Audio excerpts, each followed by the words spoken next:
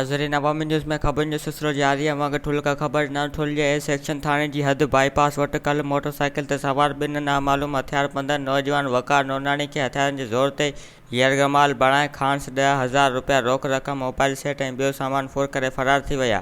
इतला बावजूद हद जी पुलिस वाक़े वारे हंधि न पहुती वधंदड़ बदअमनी जे ख़िलाफ़ रवासिन पारां एहतिजाजी मुज़ाहिरो करे धरणो हंयो वियो। बचियल मुज़ाहिरीन टायरुनि खे बाहियूं ॾेई रोड ब्लॉक करे छॾियो, जंहिं करे बाईपास ते ईंदड़ वेंदड़ ट्रैफ़िक कुझु वक़्त ताईं मुअतल थी वई।